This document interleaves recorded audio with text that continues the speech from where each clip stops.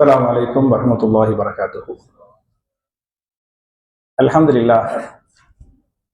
لله نحمده ونستعينه ونستغفره ونؤمن به ونتوكل عليه ونعوذ بالله من شرور أنفسنا ومن سيئات أعمالنا من يهده الله فلا مضل له ومن يضلل فلا هادي له وأشهد أن لا إله إلا الله وحده لا شريك له وأشهد أن محمدا عبده ورسوله.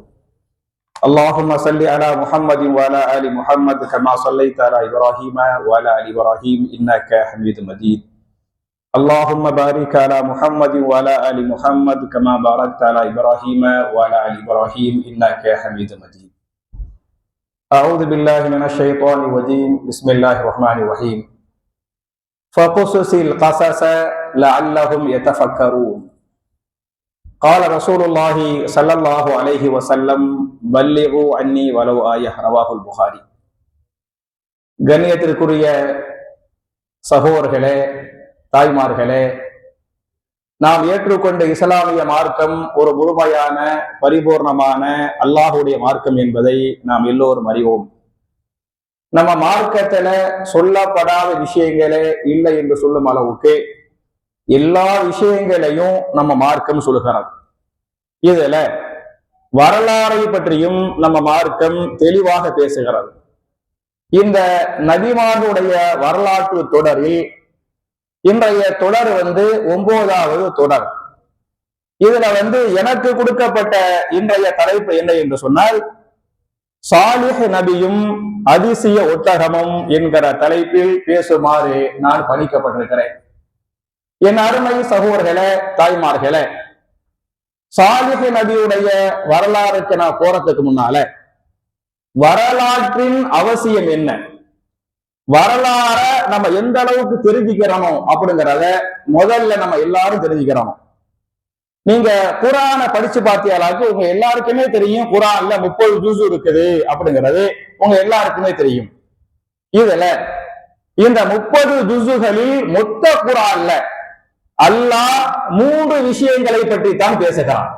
30 ஜுஸுல 114 சூறாக்கள்ல எந்த சூறா எந்த ஆயத்தை படிச்சு பார்த்தாலும் 3 விஷயங்களில் ஏதேனும் ஒரு விஷயம் சொல்லப்படும். நீங்க பாத்தீங்களாக்க ஒரு 3ல் 1 பகுதி குர்ஆன்ல என்ன சொல்லப்பட்டிருக்கு அப்படின்னு சொன்னா, அகீதா சம்பந்தப்பட்ட விஷயங்கள். அகீதால என்ன? ஈமான் சம்பந்தப்பட்ட, நம்பிக்கை சம்பந்தப்பட்ட, அல்லாஹ்வை நம்புவது, மலக்குமார்களை நம்புவது, வேதங்களை நம்புவது, மறுமை நாளை நம்புவது, இந்த நம்பிக்கை சார்ந்த விஷயங்கள், ஈமான் சார்ந்த விஷயங்களை இஸ்லாத்துல அகீதா அப்படிங்குவாங்க. அப்ப நீங்க குர்ஆனை படிச்சு பார்த்தீங்களாக்க 3ல் 1 பகுதி குர்ஆனில் என்ன சொல்லப்பட்டிருக்கிறது? ஈமான் சம்பந்தமாக, நம்பிக்கை சம்பந்தமாக, அகீதா சம்பந்தமாக 3ல் 1 பகுதி சொல்லப்பட்டிருக்கிறது. 2வது பகுதி என்ன சொல்லப்பட்டிருக்கு அப்படின்னு சொன்னா, மசாயில்கள். மசாயில்கள்னா என்ன? சட்டதிட்டங்கள். இது கூடும், இது கூடாது, இது ஹலால், இது ஹராம், இதை செய்யுங்கள், இதை செய்ய வேண்டாம், இதை செய்தால் உங்களுக்கு இன்னென்ன நன்மைகள், இதை நீங்கள் செய்யவில்லை என்று சொன்னால் இந்த நன்மைகளை நீங்கள் விட்டுவிட்டால் இப்படி அல்லாஹ் தண்டிப்பா அப்படின்னு இந்த மசாயில்கள் என்று சொல்லுகிறோமா இல்லையா, சட்டதிட்டங்கள் என்று சொல்லுகிறோமா இல்லையா, ஹலால் ஹராம் என்று சொல்லுகிறோமா இல்லையா, இந்த மசாயில்களை பற்றி 2வது பகுதியில் குர்ஆனில் சொல்லப்பட்டிருக்கிறார். புரிஞ்சா? 3ல் முதல் பகுதி என்ன? அகீதா, ஈமான் சம்பந்தப்பட்ட பகுதி. 2வது பகுதி மசாயில் சம்பந்தப்பட்ட பகுதி. 3வது பகுதி என்ன என்று சொன்னால் தாரீഖ் சம்பந்தப்பட்ட பகுதி. தாரீഖ் என்று சொன்னால் வரலாறுகள். குர்ஆன்ல ஈமான் விஷயமாக எப்படி அல்லாஹ் பேசுகிறானோ, ஹலால் ஹராம் விஷயமாக எப்படி 3ல் 1 பகுதி பேசுகிறானோ, அதே மாதிரி ஏறக்குறைய 10 ஜுஸுக்கு நிகராக அல்லாஹ் குர்ஆனில் வரலாறை பேசுகிறான். ஏராளமான வரலாற்று செய்திகள் குர்ஆனில் பதிவு செய்யப்பட்டிருக்கின்றன. உதாரணமாக உங்க எல்லாருக்குமே தெரிஞ்ச சூரத்துல் பக்கரா இல்லையா? இந்த பக்கரான்னு பேர் வைக்கப்பட்டிருக்கிறது. அந்த சூராவுக்கு பக்கரான்னு யார் பேர் வச்சது? யார் வச்சது? நபிகள் நாயகம் ஸல்லல்லாஹு அலைஹி வஸல்லம் அந்த சூராவுக்கு பக்கரான்னு பேர் வைக்கிறாங்க. ஏன் வைக்கிறாங்கன்னு சொன்னா, அந்த சூறாவில் வரலாறு சொல்லப்பட்டிருக்கிறது. மூசா நபி சம்பந்தப்பட்ட இந்த பசுமாடு சம்பந்தப்பட்ட வரலாறு அந்த சூறாவில் சொல்லப்பட்ட காரணத்தால அந்த சூறாவுடைய பேர் என்ன? வரலாறு சொல்லப்பட்ட காரணத்தால் சூறாவுடைய பேர் பக்கரா. அதே மாதிரி அடுத்த சூறா பாத்தீங்களாக்க ஆல இம்ரான், அப்படிதானே? குர்ஆனுடைய 3வது சூறா ஆல இம்ரான். ஆலு என்று சொன்னால் குடும்பம் என்று பொருள். இம்ரான் என்று சொன்னால் ஒரு மனிதனுடைய பேர் இம்ரான். யார் இம்ரானே? உங்களுக்கு தெரியும். அதாவது மரியம் அலைஹிஸ்ஸலாம் அவர்கள். மரியம் அலைஹிஸ்ஸலாத்துடைய வாப்பாவுடைய பேர் என்னன்னு சொன்ன என்ன? அவங்க பேரு இம்ரான். அப்ப ஆலு இம்ரான், இம்ரானின் குடும்பம் என்று சொன்னால் மரியம் அலைஹிஸ்ஸலாம் வாப்பா சார்ந்த ஈசா நபி இந்த சம்பந்தப்பட்ட வரலாறு சொல்லப்பட்டிருக்கு பத்தியலா. அதனால அந்த சூறாவுடைய பேரு ஆல இம்ரான். அதே மாதிரி மாயிதான் இருக்குது, வரலாறு சம்பந்தப்பட்ட செய்தி. ஈசா நபியுடைய காலத்துல எங்களுக்கு வானத்திலிருந்து உணவு தட்டு அருளப்பட வேண்டும் என்று கேட்டாங்களா இல்லையா? அதை வச்சுதான் மாயிதான் பேரு வந்துச்சு. குர்ஆன்ல இப்ராஹிம் சூரா இருக்குது, யூசுப் சூரா இருக்குது, ஹூத் சூரா இருக்குது. எல்லாம் என்ன சொல்லப்பட்டிருக்கிறது? குர்ஆனில் வரலாறுகள் 3ல் ஒரு பகுதி, ஏறக்குறைய 10 ஜுஸுக்கு நிகராக குர்ஆனில் வரலாறு சொல்லப்படுகிறது. அதனாலதான் வரலாறுகளை சொல்லிவிட்டு அல்லாஹ் ரப்பல் ஆலமீன் திருமறை குர்ஆனில் சூரா அராஃப் என்று சொல்லக்கூடிய 7வது அத்தியாயத்தில் 176வது வசனத்தில் அல்லாஹ் பேசுகிறான், ஃபக்ஸுஸில் கஸஸ லஅல்லஹும் யதஃபக்கரூன். நபியே, நீங்கள் மக்களுக்கு வரலாறுகளை சொல்லுங்கள். எப்படி தொழுவுங்கள், நோன்பு வையுங்கள் என்றெல்லாம் அல்லாஹ் கட்டளை போடுகிறானோ அதே மாதிரி குர்ஆனில் அல்லாஹ் கட்டளை போடுகிறான், நபியே நீங்கள் மக்களுக்கு எதை சொல்லுங்கள்? வரலாறுகளை சொல்லுங்கள். ஏன் என்று சொன்னால் லஅல்லஹும் யதஃபக்கரூன், அவர்கள் படிப்பினை பெறுவதற்காக நீங்கள் வரலாறுகளை சொல்லுங்கள் என்பது அல்லாஹ்வுடைய கட்டளை என்று சொன்னால், அப்ப வரலாற்றின் முக்கியத்துவம் இஸ்லாத்தில் எந்த அளவுக்கு இருக்கிறதுங்கிறதுக்கு இந்த ஆயத்து அழகான ஆதாரம். மட்டுமல்லாமல் என் அருமை சகோதரர்களே, தாய்மார்களே, நம்ம எல்லாம் 5 வேளை தொழுகையில ஒவ்வொரு ரக்காத்திலையும் இஹ்தினா ஸிராத்தல் முஸ்தகீம் ஓதுகிறோமா இல்லையா? யா அல்லாஹ், எங்களை நேரான வழியில் நடத்துவாயாக, எங்களை நேரான வழியில் நீனே நடத்துவாயாக என்று அல்லாஹ்விடத்தில ஹிதாயத்தை கேட்கிறோமே. இந்த ஸிராத்துல் முஸ்தகீம் என்றால் என்ன என்பதை அடுத்த வசனத்தில் பேசுகிறான். இஹ்தினா ஸிராத்தல் முஸ்தகீம் என்று சொல்லிவிட்டு ஸிராத்தல் லதீன அன்அம்த அலைஹிம், அல்லாஹ்வே நேரான வழி என்று சொன்னால் யார் மீது நீ நியமத்துகளை செய்தாயோ அவர்களுடைய வழியில் எங்களை நீ நடத்துவாயாக என்று நம்ம அல்லாஹ்விடத்தில் துஆ செய்கிறோம் இல்லையா? அப்ப நியமத்து செய்யப்பட்டவர்கள் யார் என்று சொன்னால் யாரை இந்த வசனத்தில் அல்லாஹ் பேசுகிறான்? யார சொல்றான்? அல்லாஹ் நபிமார்கள். புரியுதா? அப்ப நியமத்து செய்யப்பட்டவர்கள் என்று சொன்னால் நபிமார்கள். யா அல்லாஹ், நபிமார்கள் சென்ற பாதையில் நீ எங்களை நடத்துவாயாக, நபிமார்கள் சென்ற வழியில் எங்களை நீ செலுத்துவாயாக என்று என் அருமை சகோதரர்களே, தாய்மார்களே, ஒவ்வொரு தொழுகையிலும் ஒவ்வொரு ரக்காத்திலையும் கேட்கிறோம் என்று சொன்னால் அவ நபிமாருடைய வரலாறு கண்டிப்பா தெரிஞ்சுக்கிறோம்ங்கிறதுக்கு நம்ம இஹ்தினா ஸிராத்தல் முஸ்தகீம் என்று ஓதுகிறோம் இல்லையா? அந்த ஆயத்தை சான்று. இதை நான் சொல்லிவிட்டு நான் தலைப்புக்கு வந்துறேன். தலைப்பு என்ன? சாலிஹ் நபியும் அற்புத ஒட்டகமும். இதான் தலைப்பு. சாலிஹ் அலைஹிஸ்ஸலாம் அவர்கள் எந்த நபிக்கு, எந்த சமுதாயத்திற்கு நபியாக அனுப்பப்பட்டாங்கன்னு சொன்னா எந்த சமுதாயத்துக்கு அனுப்பப்பட்டாங்க? சமூக கூட்டம். கேள்விப்பட்டிருப்பீங்க. ஆது கூட்ட, சமூக கூட்ட, நம்ம எல்லாம் கேள்விப்பட்ட செய்திதான். சமூக கூட்டத்துக்கு தான் யார் நபியாக அனுப்பப்பட்டாங்கன்னு சொன்னா யார் அனுப்பப்பட்டாங்க? சாலிஹ் அலைஹிஸ்ஸலாம் அனுப்பப்பட்டது சமூக கூட்டத்துக்கு அனுப்பப்பட்டாங்க அப்படிங்கிறது முக்கியமான செய்தி. இதுல சமூது யாரு என்று சொன்னால், இந்த சமூக கூட்டம் என்று பேசுகிறோம் இல்லையா? சமூது யாரு என்று சொன்னால் உங்களுக்கு தெரியும், கேள்விப்பட்டிருப்பீங்க. நூஹ் அலைஹிஸ்ஸலாம் கேள்விப்பட்டிருக்கிறோம்ல, குர்ஆன்ல படிச்சிருக்கிறோம்ல. நூஹ் நபியுடைய கொள்ளு பேரன் இருந்தார்ல, அவருடைய மகன் தான் சமூது. புரிஞ்சா? நூஹ் நபியுடைய பேரன் இருப்பாரு, பேரனுக்கு ஒரு மகன். அப்ப கொள்ளு பேரனுக்கு வாங்கல்ல, இந்த கொள்ளு பேரனுக்கு மகன் இருப்பார்ல, அவர் பேர் தான் சமூது. நான் அப்படியே கரெக்டா வரலாற சொல்லணும் அப்படின்னு சொன்னா நீங்க வரலாற படிச்சு பார்த்தீங்களாக்க இமாம் இப்னு கதீர் அவர்கள் இந்த சமூது தான் யார், சமூது என்பவர் ஒரு ஆளுடைய பேரு. இந்த சமூது யாரு, யாருடைய மகன், யாருடைய மகன், யாருடைய மகன் அப்படிங்கிற வரலாற பதிவு பண்றாங்க. சமூது பின் ஆதிர் பின் இரம் பின் சாம் பின் நூஹ். புரியுச்சா? நூஹ் நபியுடைய மகன் சாம். டைரக்டாக நூஹ் நபியுடைய மகன் பேர் என்ன? சாம். சாமுடைய மகன் இரம். நம்ம குர்ஆன் இரமதாத்தில் சொல்லுவோமா இல்லையா? அப்ப நூஹ் நபியுடைய மகன் சாம். சாமுடைய மகன் யாரு? இரம். இரமுடைய மகன் ஆதிர். ஆதிருடைய மகன் சமூத். புரியுச்சா? அப்ப நூஹ் நபியுடைய கொள்ளு பேரன் இருக்கிறார்ல, அவருடைய மகன் தான் யாரு? சமூது என்பதை நீங்கள் புரிந்து கொள்ள வேண்டும்.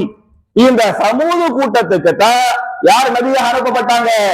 சாலிஹ் நபி நபியாக அனுப்பப்பட்டாங்க என்பதை நீங்கள் புரிந்து கொள்ள வேண்டும். இது சமூதை பற்றிய வரலாற்று செய்தி.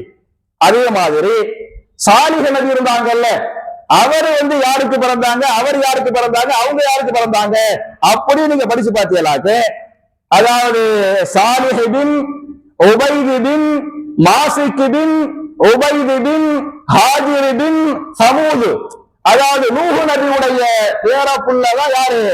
சாலிஹ் நபி. சாலிஹ் நபியுடைய வாப்பா பேர் உபைத். சாலிஹ் நபி இருந்தாங்களே, அவங்க வாப்பா பேர் என்ன? உபைத். உபைதுடைய வாப்பா மாசிக். மாசிக்குடைய வாப்பா பேர் உபைத். அவங்க பேர் உபைத் வச்சிருந்தாங்க, உபைது. உபைதுடைய வாப்பா பேர் ஹாஜிர். ஹாஜிருடைய வாப்பா பேரு தான் சமூது. புரியுச்சா? சமூதுடைய வாப்பா பேர் ஆதிர். ஆதிருடைய வாப்பா பேர் இரம். இரமுடைய வாப்பா பேர் சாம். சாமுடைய வாப்பா பேரு நூஹு. அப்ப சாலிஹ் அலைஹிஸ்ஸலாம் அவர்களும் சமூது கூட்டமே யாருடைய வாரிசுகள்? யாருடைய வாரிசு? நூஹ் நபியுடைய வாரிசு. நூஹ் நபியுடைய வாரிசு. இந்த நான் சொல்லவில்லை, மிகச்சிறந்த இமாம் இப்னு கதீர் ரஹ்மத்துல்லாஹி அலைஹி அவங்க தஃப்சீர் இப்னு கதீர்ல, அதே மாதிரி அல் பிதாயா வ நிஹாயா என்று சொல்லக்கூடிய இமாம் இப்னு கதீர் வரலாற்று கிதாப தொகுத்தாங்கல்ல, அல் பிதாயாவுல இந்த வரலாறை பதிவு பண்றாங்க. தஃப்சீர் இப்னு கதீர்லயும் இப்படித்தான் இன்னாருடைய மகன் இன்னார், இன்னாருடைய மகன் இன்னாரு, இப்படித்தான் பதிவு பண்ணிருக்கிறாங்க. மட்டுமல்லாமல் நம்ம சாலிஹ் நபியுடைய கூட்டம் சமூது கூட்டம் ஏன் நாம் சொல்லுகிறோம் என்று சொன்னால், அல்லாஹ்வே ஏன் சொல்றான்னு சொன்னா, இந்த அந்த வரலாறுல சமூது என்பவர் பிரபலியமானவர். சமூது என்பவர் பிரபலியமானவர். அந்த பிரபலியமானவர்களால அவருடைய பிள்ளைகள், அவருடைய கூட்டம் அப்படின்னு அல்லாஹ் சொல்லிட்டான். ஒண்ணுமில்ல, நான் கேட்கிறேன், இமாம் அஹ்மது பின் ஹம்பல் ரஹிமஹுல்லாஹு அலைஹி அப்படித்தானே? அஹ்மது என்று சொன்னால் அவங்க பேரு, பின் என்று சொன்னால் மகன் என்று பொருள், ஹம்பல் என்று சொன்னால் யாருடைய பேரு? யாருடைய பேரு? பாப்பாவுடைய பேர் நீங்க சொல்லுவீங்க, அப்படித்தானே? அஹ்மது பின் ஹம்பல் என்பது ஹம்பலுடைய மகன் இமாம் அஹ்மது அல்ல. புரியுச்சா? கரெக்டா நீங்க பாத்தீங்களாக்க, இமாம் அஹ்மது பின் முஹம்மது பின் ஹம்பல். இமாம் அஹ்மதுடைய வாப்பா பேரு முகம்மது. முகம்மதுடைய வாப்பா தான் யாரு? ஹம்பல். அப்ப ஹம்பல் என்பவர் இமாம் அஹ்மதுடைய தந்தை அல்ல, தந்தையின் தந்தை. புரியுச்சா? ஏன் தந்தையின் தந்தையுடைய பேரை பின்னு போட்டு வாப்பாவுடைய பேரை போடாம வாப்பாவுடைய பேரை ஏன் போடுறாங்கன்னு சொன்னா, தந்தை முகம்மதை விட இந்த ஹம்பல் இருக்கிறாரு, அவர் யாரா இருந்தாரு? பிரபலியமானவரா இருந்தாரு. அதனால நம்ம பின்னு என்று போட்டுவிட்டு தந்தையுடைய பேரையும் போடலாம், அல்லது தந்தையின் தந்தை, நம்முடைய முன்னோரை வேற ஆளுடைய பேரை போட்டக்கூடாது, தந்தையின் தந்தையுடைய பேரை போட்டுக்கிறலாம் என்பதை நீங்க புரிஞ்சுக்கிறீங்க. ஒண்ணும் இல்ல, ஒரு ஹதீஸ் புகார்லயே வரும். ரசூல் ஸல்லல்லாஹு சஹாபாக்கள் சொல்லுவாங்க, அனன் நபியு லா கதீப் அனபுன் அப்துல் முத்தலிப். அனன் நபியு, நான் நபியாக இருக்கிறேன், லா கதீப், நான் பொய்யன் அல்ல, அனபுனு அப்துல் முத்தலிப் சொல்றாங்க. அனபுனு அப்துல் முத்தலிப், நான் அப்துல் முத்தலிபின் மகனாக இருக்கிறேன். ரசூல் ஸல்லல்லாஹு அலைஹி வஸல்லம் சஹாபாக்கள்கிட்ட ஹுனைன் போர்ல சொல்றாங்க, நான் அப்துல் முத்தலிபின் மகனாக இருக்கிறேன் அப்படின்னு சொன்னாங்களே. அவங்க அப்துல் முத்தலிபுக்கு மகனா? யாருக்கு மகனே? அப்துல்லாவுக்கு மகனே. அப்ப முகம்மது பின் அப்துல்லா பின் அப்துல் முத்தலிப். அப்ப அப்துல் முத்தலிப் அந்த ஊர்ல ரொம்ப பெரியவர், ரொம்ப பிரபலியமானவர். அவர் தான் மக்காவுடைய தலைவரா இருந்தாரு. அப்ப ரசூலுல்லாஹ்வுடைய வாப்பா அப்துல்லாவை விட வாப்பாவுடைய வாப்பா பிரபலியமான என்ற காரணத்தால அவங்க சொல்றாங்க அனநபியு லா கதீப் அனபுல் அப்துல் முத்தலிப் சொன்னாங்கல்ல இல்லையா? அதே மாதிரி இந்த சாலிஹ் நபி இருக்கிறாங்கல்ல, அவங்களுடைய பாரம்பரியத்துல சமூதி என்பவர் மிக பிரபலியமானவர் என்ற காரணத்தால எப்படி சொல்லிட்டாங்க, இவங்க எல்லாம் சமூது கூட்ட, சமூதின் பிள்ளைகள், சமூதின் வாரிசுகள் என்று பேர் வந்துருச்சு என்பதை நீங்கள் புரிந்து கொள்ள வேண்டும். அதே மாதிரி பார்த்தீங்களாக்க என் அருமை சகோதரர்களே, தாய்மார்களே, இந்த சமூக கூட்டம் வந்து எங்கே வசிச்சாங்க அப்படின்னு சொன்னா, அவங்க எந்த நாட்டுல வசிச்சாங்க? இன்றைக்கு இருக்கக்கூடிய சவுதி அரேபியா. இன்றைக்கு இருக்கக்கூடிய சவுதி அரேபியாவுல ஒரு ஏரியாவுடைய பேர் வந்து ஹிஜ்ர். ஒரு ஏரியாவுக்கு பேர் என்ன? ஹிஜ்ர். நீங்க குர்ஆனை படிச்சு பார்த்தீங்களாக்க குர்ஆன்ல 15வது சூரா சூரத்துல் ஹிஜ்ர், 15வது சூரா என்ன? 16வது சூரா சூரா இப்ராஹிம், 15வது சூரா சூரா சூரத்துல் ஹிஜ்ர், 16வது சூரா சூரத்துல் நஹ்ல் இல்லையா? அப்ப அல் ஹிஜ்ர் என்பது சாலிஹ் நபி வாழ்ந்தாங்களா இல்லையா? அந்த சமூக கூட்டம் வாழ்ந்ததா இல்லையா? அந்த ஏரியாவுடைய பேர் என்ன என்று சொன்னால் அல் ஹிஜ்ர். புரிஞ்சா?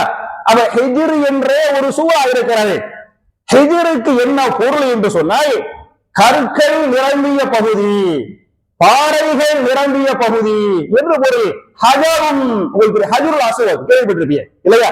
ஹஜருன் என்று சொன்னால் கல் என்று பொருள். ஹிஜ்ர் என்று சொன்னால் கற்கள், பாறைகள், பாறைகள் நிரம்பிய பகுதி என்று பொருள். நீங்க பாத்தீங்களாக்க அந்த பகுதி இருக்கு பாத்தீங்களா, அந்த பகுதி எல்லாம் வெறும் மலையா இருக்கு, பாலைவனமா இருக்கும், பாறையா இருக்கு. பாறையா இருக்கிற காரணத்தால அந்த ஊருக்கு, அந்த பகுதிக்கு என்ன பேர் வந்துச்சு? ஹிஜ்ர் என்பது அன்றைய பேர். இன்றைய பேர் என்ன என்று சொன்னால் மதாயினு சாலிஹ். பேரை வந்து சவுதி அரசாங்கம் மாற்றி வச்சுக்கிறாங்க. இன்னைக்கு பேர் என்ன? மதாயினு சாலிஹ். இன்றைய புதிய பேர். புரிஞ்சா? அதாவது மதராஸ், சென்னை மாற்றப்பட்டிருக்கா இல்லையா? அது மாதிரி அல் ஹிஜ்ர் என்பது மதாயினு சாலிஹ் என்று இன்றைக்கு மாற்றப்பட்டிருக்கிறது. மதா என்று சொன்னால் நகரங்கள் என்று பொருள். சாலிஹ் என்று சொன்னால் சாலிஹ் அலைஹிஸ்ஸலாம், சாலிஹ் அலைஹிஸ்ஸலாம் சமூக கூட்டம் வாழ்ந்த நகரங்கள், ஊர்கள் என்று பொருளாக இருக்கிறது. இந்த மதாயினு சாலிஹ் இந்த ஹிஜ்ர் எங்க இருக்குன்னு சொன்னா நீங்க கரெக்டா பார்க்கணும். அப்படி சொன்னா மதீனாவிலிருந்து தபூக்கு போறோமா இல்லையா? மதீனாவிலிருந்து தபூக்கு நீங்க பாத்தீங்களாக்க ஏறக்குறைய 1100 கிலோமீட்டர். அந்த தபூக்கு ரோட்டுல 600 கிலோமீட்டர் நீங்க போனீங்களாக்க ஹைபருக்கு போயிருவீங்க. ஹைபர் போரு, ஹைபர் கனவா இருக்கா பத்தியலா? இந்த ஹைபர் வந்து மதீனாவிலிருந்து தபூக்கு ரோட்ல எவ்வளவு போகணும்? 600 கிலோமீட்டர் போகணும். 600 கிலோமீட்டர்ல ஹைபர் வந்துடும். இந்த ஹைபரை தாண்டி ஒரு 200 கிலோமீட்டர் போனீங்களாக்க அல் உலா அப்படின்னு ஒரு சின்ன ஒரு ஊர் இருக்குது. அந்த அல் உலாவில இருந்து ஒரு 10 கிலோமீட்டர்ல எந்த ஊர் இருக்குது? மதாயினு சாலிஹ், சாலிஹ் நபி வாழ்ந்த ஊரு ஹிஜ்ர் இருக்கு பத்தியலா? இந்த ஹிஜ்ர் அங்கிருந்து ஒரு 250 கிலோமீட்டர் தபூக் வந்துடும். புரிஞ்சா? அங்கதான் யார் வசிச்சது? சாலிஹ் அலைஹிஸ்ஸலாம் வந்து வசித்தாங்க. சமூக கூட்டம் வந்து வசித்தாங்க. நான்லாம் அந்த ஊருக்கே போயிருக்கிறேன். நான் சவுதியில கவர்மெண்ட்ல நான் வேலை செய்யும் போது சாலிஹ் நபி வசித்தாங்கல்ல அந்த ஊரு, அவங்க அந்த வீடு, சாலிஹ் நபி வாழ்ந்த அந்த வீடு, அந்த பாறை வெடிச்சு ஒட்டகம் வந்துச்சு பத்தியலா? அந்த பாறை, அந்த ஒட்டகம் தண்ணி குடிச்சிச்சு பாருங்க. அந்த கிணறு சுப்ஹானல்லாஹ் ஜல்ல ஜலாலுஹு, அந்த கிணத்துல இன்னைக்கு தண்ணி கிடக்குது. இன்னைக்கு நீங்க பாத்தீங்களாக்க ஃபுல் அண்ட் ஃபுல் பாலைவனமா இருக்கு, ஃபுல் அண்ட் ஃபுல் மலை பிரதேசமா இருக்கு. அப்படி போய் பார்த்து கரெக்டா அந்த கிணறை பாத்தீங்களாக்க ஒரு 20 அடிக்கு கீழே, கிணத்துல 20 அடிக்கு கீழே இன்றைக்கும் என்ன இருக்கிறது? தண்ணீர் என்ற அந்த பரக்கத்தை அல்லாஹ் செஞ்சுக்கிறான். அல்லாஹ்வுடைய மோஜிஸா, அல்லாஹ்வுடைய அற்புத, அந்த அல்லாஹ்வுடைய அத்தாட்சியை இன்னும் அல்லாஹ் அடையாளமாக பாக்கியாக வச்சிருக்கிறான் என்பதை நீங்கள் புரிந்து கொள்ளுங்கள். அப்ப என் அருமை சகோதரர்களே, தாய்மார்களே, அவங்க வாழ்ந்த ஊரு வந்து அல் ஹிஜ்ர். புரியுதா? ஹிஜ்ர் எங்க இருக்கு சொல்லிட்டேன். புரியுதா? மட்டுமல்லாமல் இந்த சாலிஹ் அலைஹிஸ்ஸலாம் அவர்கள் எப்ப வாழ்ந்தாங்கன்னு சொன்னா இவங்க ரொம்ப முந்திய நபி. இவங்க வந்து நீங்க கூட போன மாசம் ஷுஐப் நபியுடைய வரலாறு பார்த்தீங்களா இல்லையா? ஷுஐப் நபிக்குலாம் ரொம்ப ரொம்ப முந்திய நபி யாரு? சாலிஹ் அலைஹிஸ்ஸலாம். இவங்களை பத்தி இமாம் இப்னு கதீர் என்ன சொல்றாங்கன்னு சொன்னா, ஆதம் அலைஹிஸ்ஸலாம், இத்ரீஸ் அலைஹிஸ்ஸலாம், நூஹ் அலைஹிஸ்ஸலாம், ஹூத் அலைஹிஸ்ஸலாம், சாலிஹ் அலைஹிஸ்ஸலாம், இப்ராஹிம் அலைஹிஸ்ஸலாம். அல் பிதாயா எடுத்து பார்த்து முதல் பாகத்தை படிச்சு பாருங்க. முதல் நபி யார் என்று சொன்னால் ஆதம் அலைஹிஸ்ஸலாம். அவங்க தான் முதல் நபி, முதல் மனிதன் என்று போட்டுவிட்டு அதுக்கு பிறகு அவருடைய ஒரு மகன் நபியா இருந்தாங்க. சரியா? அதுக்கு பிறகு பார்த்தீங்கன்னா மூணாவது நபியாக இத்ரீஸ போடுறாங்க, நாலாவதாக நூஹ போடுறாங்க, அஞ்சாவதாக ஹூத் அலைஹிஸ்ஸலாத்தை போடுறாங்க. ஆது கூட்டத்துக்கு அனுப்பப்பட்டாங்கல்ல அந்த ஹூத் அலைஹிஸ்ஸலாத்தை போடுறாங்க. ஆறாவதாக யார போடுறாங்கன்னு சொன்னா யார போடுறாங்க? சாலிஹ் அலைஹிஸ்ஸலாம். சாலிஹ் நபிக்கு பிறகுதான் இப்ராஹிம் நபி. அப்ப இப்ராஹிம் நபிக்கே முந்திய நபி யாரு? சாலிஹ் அலைஹிஸ்ஸலாம் என்பதை நீங்க புரிந்து கொள்ளுங்கள். இந்த சாலிஹ் அலைஹிஸ்ஸலாம் அவர்கள் அவங்க நேரடியா யாருக்கு பிந்தி வந்தாங்கன்னு சொன்னா ஹூத் அலைஹிஸ்ஸலாத்துக்கு பிறகு சாலிஹ் நபி வந்தாங்க. ஹூத் நபிக்கு பிறகு யார் வந்தாங்க? சாலிஹ் நபி வந்தாங்க. ஹூத் நபி எந்த கூட்டத்துக்கு அனுப்பப்பட்டாங்க? ஆது கூட்டத்துக்கு. அது அல்லாஹ் குர்ஆன்ல அப்படியே பேசுகிறான். திருமறை குர்ஆனில் சூரத்துல் அஅராஃப் என்று சொல்லக்கூடிய 7வது அத்தியாயத்தின் 74வது வசனத்தில் அல்லாஹ் பேசுகிறான். வதுகுரு இது ஜாலக்கும் குலஃபா மின் பஅதி ஆதின். நீங்கள் எண்ணி பாருங்கள். இது ஜாலக்கும் சமூக கூட்டத்தை பற்றி பேசுகிறான். இது ஜாலக்கும் குலஃபா, நான் தான் உங்கள் எல்லோரையும் இந்த பூமியின் பிரதிநிதியாக ஆக்கிறேன். எப்போது என்று சொன்னால் மின்பாதி ஆதின், ஆது கூட்டத்திற்கு பிறகு நான் உங்களை இந்த பூமியின் பிரதிநிதியாக ஆக்கியிருக்கிறேன் என்று அல்லாஹ் பேசுகிறாரு. அப்ப ஆது கூட்டத்துக்கு பிறகு அனுப்பப்பட்ட வந்த கூட்டம் யாரு? சமூக கூட்டம் அப்படிங்கிறதுக்கு இந்த ஆயத்தை அழகான ஆதாரம். மட்டுமல்லாமல் என் அருமை சகோதரர்களே, தாய்மார்களே, இவங்க செஞ்ச பெரிய பாவம் என்ன அப்படின்னு சொன்னா நீங்க போன மாசம் கேள்விப்பட்டிருப்பீங்க. ஷுஐப் நபியுடைய கூட்டத்துல அவங்க செஞ்ச பெரிய பாவம் என்ன? அளவு நிறுவையில மோசடி பண்ணாங்க. அதெல்லாம் படிச்சிருப்பீங்க. அவங்க எப்படி அளவு நிறுவையில மோசடி பண்ணாங்களோ அது மாதிரி இந்த சமூக கூட்டம் பண்ண பெரிய பாவம் என்ன என்று சொன்னால் பெருமை, ஆணவம், அகங்காரம், நான் நான் என்கிற இந்த பெருமை அடித்தார்கள், ஆணவம் விதித்தார்கள். அதை பற்றி நீங்க குர்ஆன்ல படிச்சு பார்த்தீங்கன்னாக்க அல்லாஹ் ரப்பல் ஆலமீன் இந்த சமுதாயத்திற்கு செல்வத்தை அல்லாஹ் அள்ளி கொடுத்தான். எந்த சமுதாயத்துக்கு? சமூக கூட்டத்திற்கு அல்லாஹ் ரப்பல் ஆலமீன் செல்வத்தை அல்லாஹ் அள்ளி கொடுத்திருக்கிறான். செல்வம் என்பது ஒரு பக்கம் அல்லாஹ்வுடைய நியமத்து, மறுபக்கம் அல்லாஹ்வுடைய சோதனை. அல்லாஹ் குர்ஆனில் தெளிவாக பேசுகிறான். குல்லு நஃப்ஸின் ஸாயிகத்துல் மௌத் என்று சொல்லிவிட்டு வனபுலுவக்கும் பிஷ்ஷர்ரி வல் கைரி ஃபித்னா, வனபுலுவக்கும் நிச்சயமாக நாம் உங்களை சோதிப்போம். எதை கொண்டு சோதிப்போம் என்று சொன்னால் பிஷ்ஷர்ரி, ஷர்ரை கொண்டு உங்களை சோதிப்போம். இந்த இடத்தில் ஷர்ரு என்று சொன்னால் வறுமை என்று பொருள், ஷர்ரு என்று சொன்னால் செல்வ நின்மை என்று பொருள். புரிஞ்சா? அப்ப வறுமையை கொடுத்து செல்வ நின்மையை கொடுத்து உங்களை சோதிப்பேன்னு சொல்லிவிட்டு மட்டுமல்லாமல் வல் ஹைர், ஹைர்னா என்ன அர்த்தம்? இந்த இடத்துல செல்வம், பொருளாதாரம். அப்ப பொருளாதாரத்தை கொடுத்து உங்களை சோதிப்பேன், பொருளாதாரத்தை எடுத்து சோதிப்பேன். அப்ப காசு பணங்கள் என்பது அல்லாஹ்வுடைய சோதனை. இந்த உலகமே அல்லாஹ்வுடைய சோதனை. தபாரக்கல்லதி பியதிஹில் முல்கு வ அலா குல்லி ஷைஇன் கதீர் அல்லதி ஹலகல் மௌத வல் ஹயாத லியபுலுவக்கும் அய்யுக்கும் அஹ்ஸனு அமலா. அவன்தான் மௌத்தையும் ஹயாத்தையும் படைத்திருக்கிறான். எதற்காக? லியபுலுவக்கும் உங்களை சோதித்து பார்ப்பதற்காக. இது விஷயத்துல அய்யுக்கும் அஹ்ஸனு அமலா, உங்களில் அமல்களில் யார் மிகச் சிறந்தவர் என்று உங்களை சோதித்து பார்ப்பதற்காக மௌத் ஹயாத் அல்லாஹ் படைச்சுக்கிறான் என்று அல்லாஹ் பேசுகிறானே. அப்ப காசு பணத்தை அல்லாஹ் கொடுப்பது, கொடுக்காமல் இருப்பது அல்லாஹ்வுடைய சோதனை. அந்த காசு பணத்தை அல்லாஹ் தர்றான்னு சொன்ன அல்லாஹ்வுடைய நியமத்து, இது அல்லாஹ் கொடுத்திருக்கிறான் அப்படிங்கிற என்ன வரணும்? பெருமை வந்து விடக்கூடாது. இது அல்லாஹ் கொடுத்திருக்கிறான். அல்லாஹ் நமக்கு தந்திருக்கக்கூடிய நியமத்துகள் கடைசி வரை நம்மோடு தங்க வேண்டும். அந்த நியமத்துகளை அல்லாஹ் பாதுகாக்க வேண்டும்.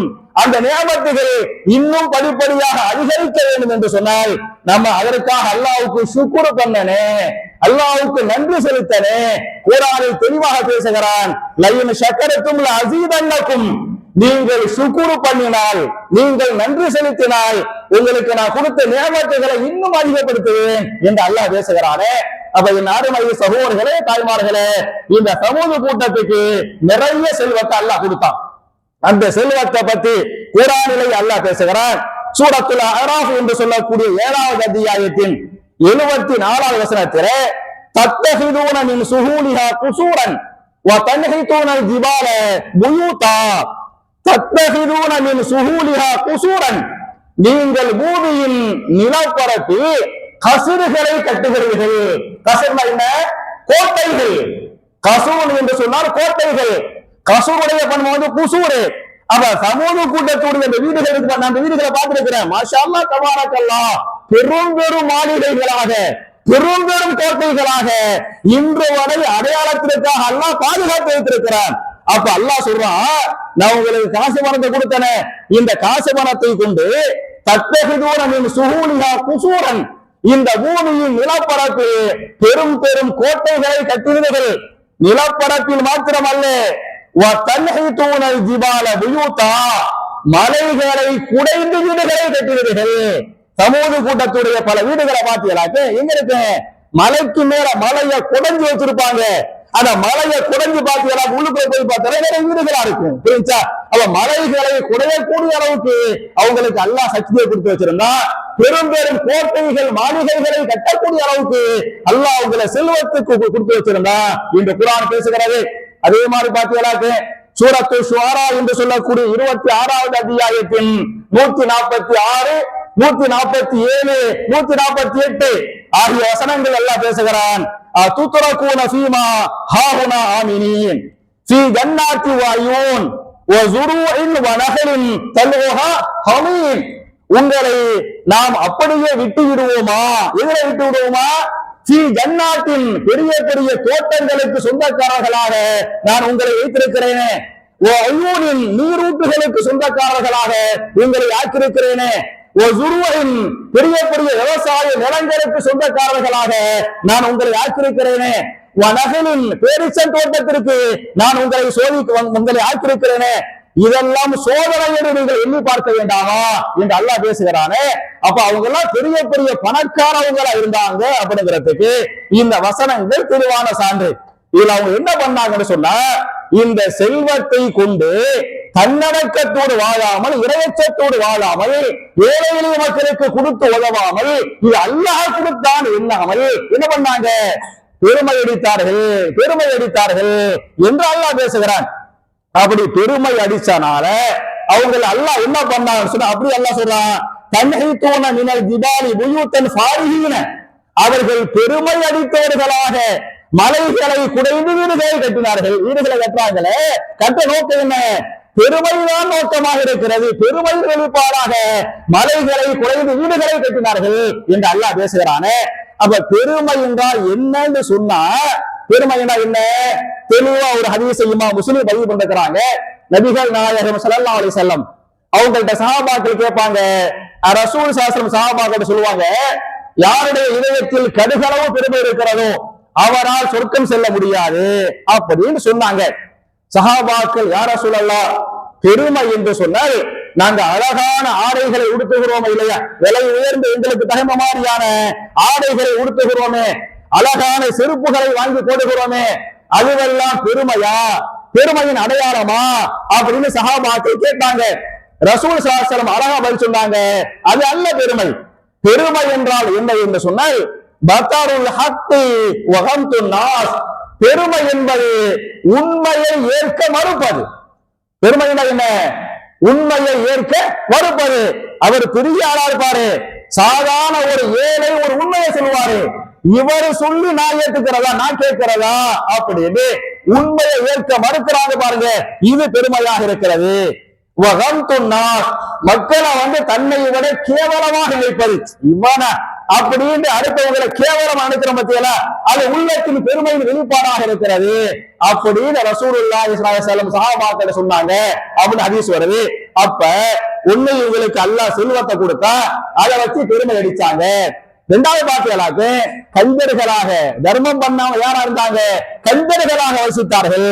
அதையும் குர்ஆனில் சூரத்து ஷுஆரா என்று சொல்லக்கூடிய 26வது அத்தியாயத்தின் 155வது வசனத்தில் பேசுகிறான்.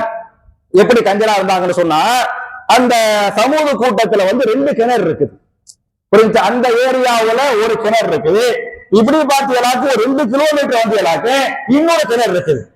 அப்ப அந்த சமூக கூட்டை மக்கள் மட்டும் வசிக்கிறாங்க, நிறைய பேர் வசிப்பாங்க. அந்த கிணத்துல உள்ள தண்ணி வந்து சமூக கூட்டத்துக்கு மட்டும் சொந்த, அவங்க தான் குடிக்கணும். இன்னொரு கிணறு இருக்கு பாத்தீங்களா, அந்த கிணத்தை பாத்தீங்களாக்க ஒரு நாள் வந்து அந்த ஒட்டகம், அறுப்பத ஒட்டகம் இருக்கு பாத்தீங்களா, அந்த அறுப்பத ஒட்டகம் வந்து தண்ணி குடிக்கணும். ரெண்டாவது நாள் வந்து அந்த சமூக கூட்டத்து மக்கள் என்ன செய்யணும், தண்ணி எடுத்துக்கிறானே அப்படின்னு அல்லாஹ்வுடைய சட்டம் அப்படின்னு சாலிஹ் நபி வந்து சொன்னாங்க. அதையும் குர்ஆனில் அப்படியே பேசுகிறான். சூரத்து ஷூராவுடைய 155வது ஆயத்துல கால ஹாதிஹி நாகத்துன் லஹா ஷுருபுன் வலக்கும் ஷுருபு யௌமி மஅலூம். இது வந்து ஹாதிஹி நாகத்துன், இது அல்லாஹ்வுடைய அற்புத ஒட்டகம், இது அல்லாஹ்வுடைய அற்புத ஒட்டகம் என்று சொல்லிவிட்டு லஹா ஷுருபுன், அதற்கென்று ஒரு நாள் தண்ணி குடிக்கிறதுக்கு இந்த கிணத்துல அந்த ஒட்டகம் ஒரு நாள் தண்ணி குடிக்கும், நீங்க வந்து இன்னொரு நாள் தண்ணி குடிச்சுக்கிறீங்க அப்படின்னு அல்லாஹ் சொன்னான். அதை இவங்க வந்து சொன்னாங்க. அப்படின்னு சொன்ன உடனே அவங்க சமூக கூட்டம் என்ன நினைச்சு அப்படின்னு சொன்னா, நம்ம எதுக்கு தேவையில்லாம ஒரு நாள் தண்ணியை ஒட்டகத்தை கொடுக்கணும், அந்த அளவு குடிக்கும், ஒரு கூட்டமே குடிக்கக்கூடிய தண்ணி அந்த ஒட்டகம் குடிக்கிறேன், அப்ப நமக்கு செலவு ஜாஸ்தியா இருக்குது, தண்ணிய நமக்கு வர வேண்டிய தண்ணிய ஒட்டகம் குடிச்சிருது. அதனால இந்த ஒட்டகம் அவங்கதான் ஒட்டகம் வேணும்னு கேட்டாங்க, அவங்கதான் ஒட்டகம் வேணும்னு கேட்டாங்க. அல்லாஹ் அற்புதத்தை கொடுத்தா அது தண்ணியை குடிச்சவங்க கஞ்சத்தனம் காட்டி என்ன பண்ணாங்க, அந்த ஒட்டகத்தை அறுத்தாங்க, வெட்டினாங்க அப்படின்னு கஞ்சர்கள் என்று அல்லாஹ் பேசுகிறான். அதே மாதிரி அவங்க பலசாலிகளாக இருந்தார்கள் என்று அல்லாஹ் பேசுகிறான். இதெல்லாம் சமூக கூட்டத்தை பற்றி சுருக்கமான செய்தி. இதுல சாலிஹ் அலைஹிஸ்ஸலாம் அவர்கள் சமூக கூட்டத்துக்கு என்னென்ன தஅவா செஞ்சாங்க, என்னென்ன பிரச்சாரம் பண்ணாங்க அப்படிங்கறத குர்ஆன்ல சூரா ஹூத் என்று சொல்லக்கூடிய 11வது அத்தியாயத்தின் 61வது வசனத்தில் பேசுகிறான். வைலா சமூத அஹாஹும் சாலிஹா, சமூக கூட்டத்திற்கு அவருடைய சகோதரர் சாலிஹ் அலைஹிஸ்ஸலாத்தை நாம் நபியாக ஆக்கினோம். அந்த சாலிஹ் அலைஹிஸ்ஸலாம் அவர்கள் அந்த மக்களுக்கு என்ன தஅவா செஞ்சாங்கன்னு சொன்னா, கால யா கௌமி இஅ்புதுல்லாஹ மாலக்கும் மின் இலாஹின் கைருஹு, என் சமுதாயமே நீங்கள் அல்லாஹ்வை மட்டும் வணங்குங்கள், நீங்கள் அல்லாஹ்வை மட்டும் வணங்குங்கள். மாலக்கும் மின் இலாஹின் கைருஹு, அல்லாஹ் அல்லாத வேறு இறைவனே இல்லை, வேற யாரையும் நீங்க வணங்காதீங்க. ஹுவ அன்ஷாக்கும், அவன்தான் உங்கள் எல்லோரையும் படைத்தான். எதிலிருந்து என்று சொன்னால் மினல் அர்தி, எதிலிருந்து, பூமியிலிருந்து, மண்ணால் ஆதரவு படைக்கப்பட்டாங்கல்ல, அவன்தான் உங்கள் எல்லோரையும் பூமியிலிருந்து படைத்திருக்கிறான்.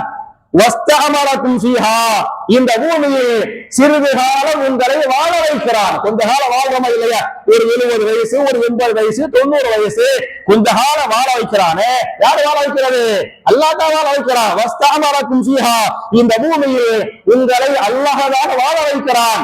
எனவே ஃபஸ்தக்ஃபிரூஹு, நீங்கள் அல்லாஹ்விடத்திலே இஸ்திக்ஃபார் செய்யுங்கள், நீங்கள் அல்லாஹ்விடத்திலே பாவ மன்னிப்பு கேளுங்கள். சும்மா தூபு இலைஹி, பிறகு நீங்கள் அல்லாஹ்விடத்திலே தௌபா செய்யுங்கள். இன்ன ரப்பி கரீபு முஜீப் என்று பேசுகிறானே. அப்ப சாலிஹ் நபி சொன்னது நீங்க அல்லாஹ்வை மட்டும் வணங்குங்க, வேற யாரையும் நீங்க வணங்காதீங்க என்று சொல்லிவிட்டு நீங்கள் அல்லாஹ்விடத்திலே இஸ்திக்ஃபார் செய்யுங்கள், நீங்கள் அல்லாஹ்விடத்திலே தௌபா செய்யுங்கள். நம்ம எல்லாம் இஸ்திக்ஃபார்னா என்ன, இஸ்திக்ஃபார்னா என்ன, பாவ மன்னிப்பு தேடுதல். தௌபானா என்ன, தௌபானா உங்களை பார்த்து பாய் இஸ்திக்ஃபார் செய்யுங்க பாய் அப்படிங்கிறேன், பாய் தௌபா செய்யுங்க பாய் அப்படிங்கிறேன். ரெண்டு ஒன்னா வேற வேறையா, வேற வேற என்ன, வேற வேற வேற வேற இருக்க போயிட்டா அல்ல வேற வேறையா சொல்றான். புரியுச்சா? இஸ்திக்ஃபார் என்று சொன்னால் பாவ மன்னிப்பு தேடுதல், பாவ மன்னிப்பு கேட்குதல் என்று பொருள். எதை இஸ்திக்ஃபார் சொல்லுவாங்கன்னு சொன்னா, நாம் ஒரு பாவத்தை செய்துவிட்டு அதுக்கு பிறகு அல்லாஹ்ட்ட மன்னிப்பு கேட்டுவிட்டு அதே பாவத்தை மறுபடியும் செய்து விட்டால் நம்ம அல்லாஹ்ட்ட மன்னிப்பு கேட்டோம் பாருங்க, அந்த மன்னிப்புக்கு பேர் என்ன, இஸ்திக்ஃபார். புரியுச்சா? புறம் பேசிட்டோம் உறுத்துது, யாரெல்லாம் நான் புறம் பேசிட்டேன், என்னைய மன்னிச்சிடலாம் அப்படின்னு அல்லாஹ்ட்ட மன்னிப்பு கேட்டுப்பட்டு அப்புறம் மூத்தா போறதுக்குள்ள கண்டிப்பா புறம் பேசவே மாட்டோமா, மூத்தா போறதுக்கு இல்ல அடுத்த நாளே பேசிடுவோம் இல்லையா? அப்ப எந்த பாவத்தை நாம் செய்துவிட்டு அல்லாஹ்விடத்திலே மன்னிப்பு கேட்டுவிட்டு அந்த மன்னிப்பு கேட்ட பாவத்திற்கு மறுபடியும் அந்த பாவத்தை திரும்ப செய்துவிட்டால் கேட்காம மன்னிப்பு, அதுக்கு பேர் என்ன, இஸ்திக்ஃபார். புரியுதா?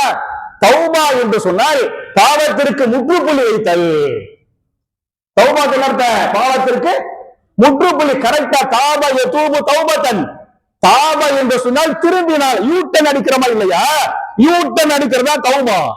தாபா என்று சொன்னால் திரும்பினான், யதூபு திரும்புவான், தௌபா திரும்புதல். பாவத்திற்கு முற்றிலுமாக முற்றுப்புள்ளி வைத்துவிட்டு நல்லவரின் பக்கம் திரும்புகிறோம் இல்லையா? அதுக்கு பேர் என்ன? தௌபா. ஒருவன் பல்லாண்டு காலமாக சாராயம் குடிச்சா, 10 வருஷமா குடிச்சா, அல்லாஹ்வுடைய பயம் வந்துருச்சு, அல்லாஹ்ட்ட மன்னிப்பு கேட்டா, அதுக்கு பிறகு அதன் பக்கம் செல்லவே இல்லை என்று சொன்னால் மன்னிப்பு கேட்டான் பாருங்க, அதுக்கு பேர் என்ன? தௌபா. அப்ப தௌபா உயர்ந்ததா இஸ்திக்ஃபார் உயர்ந்ததா? தௌபா தான் உயர்ந்தது. அப்ப சமூக கூட்டம் சொன்னாங்க, வஸ்தக்ஃபிரூஹு, நீங்கள் அல்லாஹ்விடத்திலே இஸ்திக்ஃபார் செய்யுங்கள், சும்ம தூபு இலைஹி, அல்லாஹ்விடத்திலே தௌபாவும் இஸ்திக்ஃபாரை தாண்டி என்ன செய்யுங்கள்? தௌபா செய்யுங்கள். இன்ன ரப்பி கரீபுன், நிச்சயமாக என் ரப்பு கரீபாக நெருக்கமாக இருக்கிறான், முஜீபுன், பதில் சொல்லக்கூடியவனாக, தௌபாக்களை ஏற்றுக்கொள்ளக்கூடிய மன்னிக்க கூடியவனாக இருக்கிறான் என்றெல்லாம் நூஹ் அலைஹிஸ்ஸலாம் அவர்கள் அந்த சமுதாய மக்களுக்கு தாவா செஞ்சாங்க என்று குர்ஆன் பேசுகிறது. இப்படி எல்லாம் அந்த சமூக கூட்டத்துக்கு தாவா செஞ்சாங்கல்ல, அப்படின்னு தாவா செய்யும் போது அந்த சமூக கூட்டம் என்ன கேட்டாங்கன்னு சொன்னா, நீங்க சொல்றதை நாங்க ஏத்துக்கிறோம், ஆனா ஒரு ஷரத்து. என்ன ஷரத்து? எங்களுக்கு ஒரு அற்புதத்தை செஞ்சு காட்டுங்க, அந்த அற்புதத்தை நீங்கள் செய்து காட்டினால் உங்களை நபின்னு ஏத்துக்கிறோம் அப்படின்னு அந்த கூட்டம் சொன்னது. சொல்லிவிட்டு அவங்களே சொன்னாங்க, அந்த அற்புதம் நீங்கள் விரும்பிய அற்புதமாக இருக்கக்கூடாது, நாங்கள் சொல்லுகின்ற அற்புதமாக இருக்க வேண்டும் என்று சொல்லிவிட்டு ஒரு பாறையை காட்டுறாங்க. அந்த பாறை இன்னைக்கு நான் பார்த்திருக்கேன், அந்த பாறையை இன்னைக்கு அந்த பாறை இருக்குது. அந்த பாறைக்கு பேர் வந்து அல் காத்திபா. அந்த பாறைக்கு பேர் என்ன? அல் காத்திபா. இன்னைக்கு அந்த பெரும்பாறை, அந்த அந்த அந்த வெடிச்ச அந்த பிளந்த அந்த பகுதி அப்படியே இன்னைக்கு மாஷா அல்லாஹ் தபாரக்கல்லாஹ் எப்படி மகாமே இப்ராஹீமை அல்லாஹ் பாதுகாத்து வைத்திருக்கிறான் இல்லையா? அப்ப மகாமே இப்ராஹீம் எப்படி இன்று வரை பாதுகாக்கப்பட்டிருக்கிறதோ அது மாதிரி அந்த பாறை அல் காத்திபா என்று சொல்லக்கூடிய அந்த பாறை அல்லாஹ் ரப்பல் ஆலமீன் இன்று வரை பாதுகாத்து வைத்திருக்கிறான். அந்த பாறையை காட்டினாங்க. பாறையை காட்டி சொன்னாங்க, இதோ இந்த பாறை இருக்கிறா இல்லையா, இந்த பாறை பிளக்க வேண்டும், இந்த பாறை பிளந்து அதிலிருந்து என்ன வெளிவர வேண்டும்? ஒட்டகம் வரணும். அந்த ஒட்டகமும் எப்படிப்பட்ட ஒட்டகமா இருக்குன்னு சொன்னா பெண் ஒட்டகமா இருக்கணும். ஏன்னா அரபு நாட்டுல வந்து ஒட்டகத்துக்கு வந்து பெரிய மதிப்பு. இன்னைக்கு தேசிய பிராணி என்ன? ஒட்டகம் தான். இது சவுதியில் இருக்கிறது, இன்னைக்கு சவுதியில தான் அந்த ஹிஜ்ர் இருக்கிறது. அவ ஒட்டகம் எங்களுக்கு வந்து ஒட்டகம் வேணும். அந்த ஒட்டகமும் பெண் ஒட்டகமா இருக்கணும். அது சாதாரண பெண் ஒட்டகமா இருக்கக்கூடாது, அது முழு மாத கர்ப்பிணியாக பெண் ஒட்டகமா இருக்கணும். வயிற்றுக்குள்ள ஒட்டகம் குட்டி உள்ள இருக்கணும், முழு மாச குட்டியா இருக்கணும். அது மாதிரியான அற்புதத்தை நீங்கள் செய்தான கண்ணுல அப்படியே பார்த்துக்கிட்டு இருப்போம். அப்படியே பாறை வெடிக்கணும், பாறை பிறக்கணும், ஒட்டகம் அப்படியே எந்திரிச்சு வரணும், ஒரு மாசம் கர்ப்பமா இருக்கணும். இப்படியே நீங்க செஞ்சு காட்டுனீங்கன்னு சொன்னா உங்களை நபின்னு நாங்க ஏத்துக்கிறோம் அப்படின்னு சமூக கூட்டம் சொன்னது. அப்படி சொன்ன உடனே சாலிஹ் அலைஹிஸ்ஸலாம் அவர்கள் அங்கேயே 2 ரக்காத் தொழுவாங்க. இமாம் இப்னு கதீர் சொல்றாங்க, அங்க என்ன பண்ணாங்க? 2 ரக்காத் தொழுவாங்க. 2 ரக்காத் தொழுது, யா அல்லாஹ் இந்த பாறையிலிருந்து என்ன செய்வாயாக? ஒரு ஒட்டகத்தினுடைய அற்புதத்தின் மூலமாக, உடைய சக்தியின் மூலமாக, உடைய வல்லமையின் மூலமாக ஒரு மோஜிசாவை, ஒரு அற்புதத்தை தருவாயாக அப்படின்னு துஆ செய்யறாங்க. ரப்புல் ஆலமீன் அந்த துஆவை ஏற்றுக்கொள்கிறார். அந்த பாறை அப்படியே வெடிக்கிறது, பிளக்கிறது. பிளந்து அவங்க சொன்ன மாதிரி என்ன செய்கிறது? ஒரு அற்புத ஒட்டகம், ஒரு அற்புத ஒட்டகம் அங்கிருந்து வெளியே வருகிறது. அது பெண் ஒட்டகமாக இருக்கிறது, முழு மாச கர்ப்பமாக இருக்கிறது. அந்த ஒட்டகத்தை பார்த்தவனை எல்லோரும் அசந்து போய்விட்டார்கள். சிலர் இஸ்லாத்தை ஏற்றார்கள். வரலாறு பேசுகிறது. இமாம் இப்னு கதீர் சொல்றாங்க, சமூக கூட்டத்துல ஒரு தலைவர் இருந்தார். அவர் பேர் வந்து ஜுந்தஹ் பின் அம்ர். பேர் என்ன? ஜுந்தஹ் பின் அம்ர் என்பது. அவர் வந்து அந்த சமூக கூட்டத்தில் பெரிய ஒரு தலைவராக இருந்தார். அவர் இந்த அற்புதத்தை பார்த்துவிட்டு, ஒட்டகத்தை பார்த்துவிட்டு என்ன செய்து விட்டார்? இஸ்லாத்தை ஏற்றுக்கொண்டு விட்டார். அந்த ஜுந்தஹை நேசித்தவர்கள் எல்லாம் இஸ்லாத்தை ஏற்றுக்கொண்டார்கள் என்று வரலாறு பேசுகிறது. அப்ப அந்த கூட்டத்தின் தலைவராக இருந்த ஜுந்தஹை ஏற்றுக்கொண்டார். வேறு பல மக்கள் ஏற்றுக்கொண்டார்கள். ஆனால் பெரும்பான்மையான மக்கள் என்ன செய்யவில்லை? ஏற்றுக்கொள்ளவில்லை. அவங்க தான் ஒட்டகத்தை கேட்டாங்க, அற்புதத்தை கேட்டாங்க. அல்லாஹ் அற்புதத்தை கொடுத்த பிறகு அவங்க ஏற்றுக்கிறல, அவங்க மறுத்தாங்க. அவங்க மறுத்தாங்கிறது அல்லாஹ்வே சொல்றான் குர்ஆன்ல. சூரத்துல் ஹிஜ்ர் சொன்ன பத்தியலா, சூரத்துல் ஹிஜ்ர் என்று சொல்லக்கூடிய 15வது அத்தியாயத்தின் 80, 81 ஆகிய வசனங்கள் அல்லாஹ் பேசுகிறான். வலக்கது கல்லப அஸ்ஹாபுல் ஹிஜ்ரில் முர்சலீன் வஆத்தைனாஹும் ஆயாத்தினா ஃபகானு அன்ஹா முஅரிலீன். வலக்கது கல்லப நிச்சயமாக பொய்வித்தார்கள். யார் பொய்வித்தது? அஸ்ஹாபுல் ஹிஜ்ர், ஹிஜ்ர் வாசிகள். ஹிஜ்ர் அந்த ஊர் சமூக கூட்டம், சரியா? அந்த ஹிஜ்ரில் வசிப்பவர்கள் ரசூல்மார்களை அந்த சாலிஹ் நபியை வந்து ஏற்க மறுத்தாங்க. வஆத்தைனாஹும் ஆயாத்தினா, அவர்களுக்கு இந்த ஒட்டகம் உள்பட ஏராளமான அத்தாட்சிகளை அற்புதங்களை நாம் கொடுத்தோம். வகானு அன்ஹா முஅரிலீன், ஆனாலும் அதை ஏற்றுக்கொள்ளவில்லை. அதை வச்சு இஸ்லாத்துக்கு அவங்க வரல அப்படின்னு அல்லாஹ் சொல்றான். அவங்கதான் ஒட்டகத்தை அற்புதத்தை கேட்டாங்க, அல்லாஹ் அற்புதத்தை கொடுத்த. சில பேர் தான் ஏத்துக்கிட்டாங்க, பல பேர் ஏத்துக்கிறல. ஏத்துக்கிறலங்கிறது மட்டுமல்லாம எவ்வளவு அவங்க ஆணவம் காட்டினாங்கன்னு சொன்ன அல்லாஹ்வுடைய அதாபு வரும். நீங்க இஸ்லாத்தை ஏத்துக்கறலன்னு சொன்னா அல்லாஹ்வுடைய அதாபு வரும் சாலிஹ் நபி சொன்னாங்க. மறுமை நாள் வந்துருன்னு சொன்னாங்க. அல்லாஹ்வுடைய கண்டிப்பான்னு சொன்னாங்க. அல்லாஹ்வுடைய அதாபு வரும், அல்லாஹ்வுடைய அதாபு வரும், நீங்க பயம் காட்டுறீங்களே, அல்லாஹ்வுடைய அதாபை கொண்டு வாருங்கள் பார்க்கிறோம். அந்த அளவுக்கு ஆணவமா பேசுறாங்க. ஒட்டகத்தையும் நம்பல, சாலிஹ் நபியும் நம்பல, இஸ்லாத்துக்கு வரல. மட்டுமல்லாமல் கேட்கிறாங்க, நீங்க வந்து உங்க அதாவை கொண்டு வாங்க. குர்ஆன் அப்படியே பேசுகிறார். திருமறை குர்ஆனில் சூரத்துல் ஆராஃப் என்று சொல்லக்கூடிய 7வது அத்தியாயத்தின் 77வது வசனத்தில் பேசுகிறான். வகாலு யா சாலிஹூத்தினா பிமா தஇதுனா இன் குன்த மினல் முர்சலீன். வகாலு, அவர்கள் சொன்னார்கள், யா சாலிஹு, சாலிஹே, ஏத்தினா பிமா தஇதுனா, நீங்க எதை கொண்டு வருவீங்க, எது அதாபுன்னு சொல்றீங்களோ அதை நீங்கள் கொண்டு வாருங்கள். இன் குன்த மினல் முர்சலீன், ரசூல்மார்களில் ஒருவராக நீங்கள் இருந்தால் அதாவை கொண்டு வாருங்கள் பார்க்கிறோம் என்று. அப்ப அதாவை அவங்களே கேட்டாங்க என்று குர்ஆன் பேசுகிறது. அதாவை கேட்டது மட்டுமல்ல, அவங்களை அல்லாஹ் அதாபு பண்றதுக்கு என்ன வேலையை செய்யணுமோ அம்புட்டு வேலையை பண்ணாங்க. அல்லாஹ் அதாபு பண்றதுக்கு ஒண்ணு இஸ்லாத்தை ஏத்துக்கல, அதைத்தான் என்ன பண்ணாங்கன்னு சொன்னா அற்புத ஒட்டகத்தை கேட்டாங்க. அல்லாஹ் அற்புத ஒட்டகத்தை கொடுக்க, அந்த அற்புத ஒட்டகத்தை அவர்களை என்ன செய்தார்கள்? அறுத்தார்கள். அறுத்தாங்களா இல்லையா? வெட்டினாங்களா இல்லையா? அந்த அல்லாஹ்வுடைய அற்புத ஒட்டகம் வந்து வெட்டப்படுகிறது. அதை எப்படி வெட்டினாங்க என்று சுப்ஹானல்லாஹ் ஜல்ல ஜலாலுஹு. நீங்க இப்னு கதீரை நீங்க படிச்சு பாருங்க. இப்னு கதீர்ல சூரத்துல் ஆராஃப் 7வது சூராவுடைய 173 178 வரை அப்படிங்கிற படிச்சு பார்த்தீங்களாக்க நிறைய செய்திகள் அல்லாஹ் சொல்றான். 7ல வந்து 100 இல்ல, 7ல வந்து 73 to 78, 7ல 73 to 78 அதை படிச்சு பார்த்தீங்களாக்க இந்த செய்திகள் வரும். நான் அப்படி அந்த ஒட்டகத்தை எப்படி அறுத்தாங்க, அந்த அறுக்கிறதுக்கு 2 பெண்கள் தான் காரணமா இருந்தாங்க. எப்படி பணத்தை வச்சு அவங்க ஆணவம் பிடிச்சாங்களோ, அது நம்ம வந்து பணத்துல அல்லாஹ்க்கு ரொம்ப பயந்துக்கிறானோ, அது மாதிரி பெண்கள் விஷயத்துல அல்லாஹ்வுக்கு ரொம்ப பயந்துக்கிறானே. சமூக கூட்டம் அழிக்கப்பட்டது. ஒண்ணு பணத்தால் அழிக்கப்பட்டார்கள், 2வது பெண்களால் அழிக்கப்பட்டார்கள். ஒட்டகம் அறுக்கப்பட்டது. ஒட்டகம் அறுக்கப்படுறதுக்கு 2 பெண்கள் தான் காரணம். அப்படியே இமாம் இப்னு கதீர் பதிவு பண்றாங்க. ஒரு பெண் உடைய பேர் என்ன என்று சொன்னால் சதூக் என்று சொல்லக்கூடிய ஒரு அழகான பெண்மணி. இஸ்லாத்தை ஏற்காத, இஸ்லாத்தின் எதிரிகளில் ஒருத்தியாக இருந்த சதூக் என்று சொல்லக்கூடிய ஒரு அழகான பெண்மணி. அந்த பெண்மணி சொன்னாங்க, நீங்க இந்த ஒட்டகத்தை அருங்க, இந்த ஒட்டகத்தை அறுத்தால் அவர் என்னை அடைந்து கொள்ளலாம். அந்த அழகான பெண்மணி, வாலிப பெண்மணி சொல்றாங்க, நீங்கள் என்னை அடைந்து கொள்ள வேண்டும் என்று சொன்னால் என்ன செய்யுங்க, இந்த ஒட்டகத்தை அறுப்பத ஒட்டகம் இல்லையா, அந்த ஒட்டகத்தை அறுத்து விடுங்கள் என்று இந்த அம்மா சதூக்குங்கிற இந்த அழகான பெண்மணி சொல்லுகிறார்.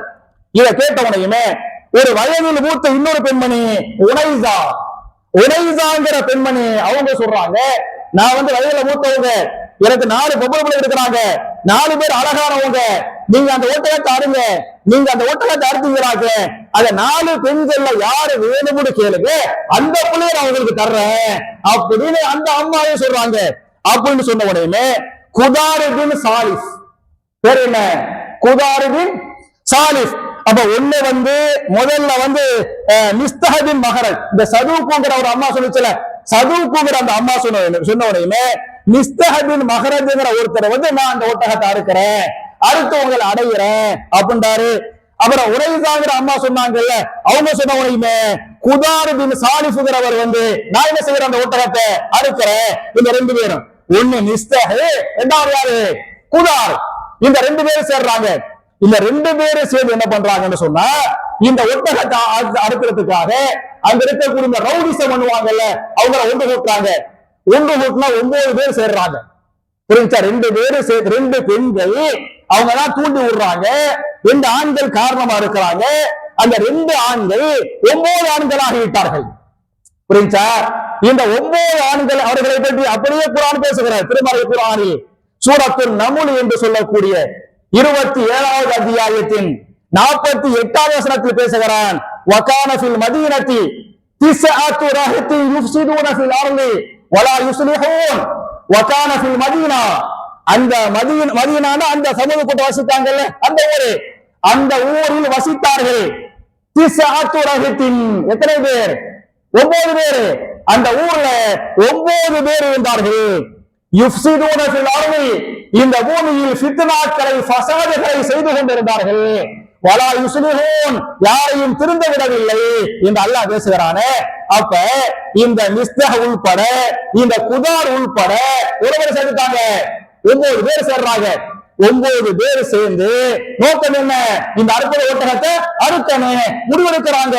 அது அறுக்க வேண்டாம், அதுக்கு எந்த தீங்கு செய்ய வேண்டாம், அதுக்கு தீங்கு செஞ்சு அல்லாஹ்வுடைய அஸாபு வந்துடும் ஏற்கனவே சொல்லப்பட்டிருக்குது.